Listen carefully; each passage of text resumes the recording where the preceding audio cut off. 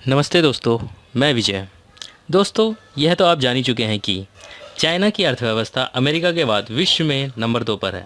परंतु क्या आप यह जानते हैं कि चाइना ने 1970 से पहले स्वदेशी को अपनाया हुआ था? जी हाँ दोस्तों, चाइना ने 1970 से पहले अपनी अर्थव्यवस्था को बंद रखा हुआ था तथा पश्चिमी देशों के साथ पूर्णतः संबंध बंद थे और कोई लेन देन नहीं थी। और दोस्तों, जर्मन की अर्थव्यवस्था विश्व में चौथे नंबर पर है।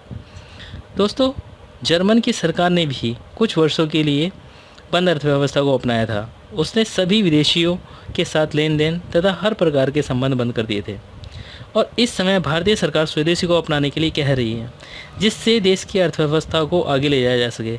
अब दोस्तों, आपके सामने एक प्रश्न उठ रहा होगा कि स्वदेशी को अपनाकर अर्थव्यवस्था में क्या फ़र्क पड़ने वाला है। दोस्तों, हमें एक बात जाननी बहुत ज़रूरी है कि यूरोप और अमेरिका की जनसंख्या मिलकर लगभग 105 करोड़ है, जबकि भारत की जनसंख्या लगभग 135 करोड़ है।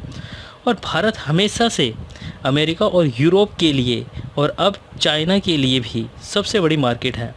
दोस्तों, बाहर की कंपनियां भारत से कच्चा माल बहुत सस्ते दामों पर ख़रीदती है और इसे बनाकर कई गुना दामों में भारत में ही बेच देती है।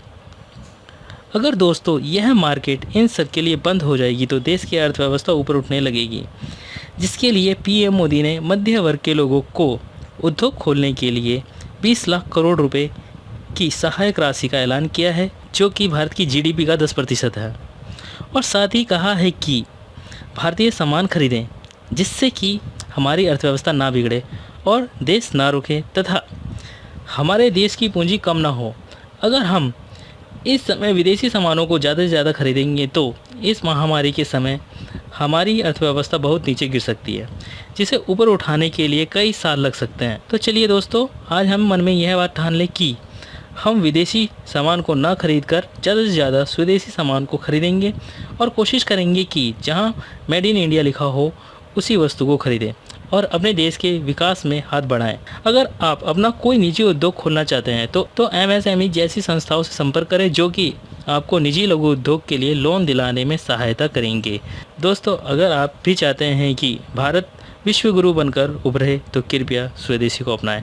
और अगर आपको यह वीडियो पसंद आई है तो प्लीज़ लाइक कीजिए, शेयर कीजिए और सब्सक्राइब कीजिए। धन्यवाद।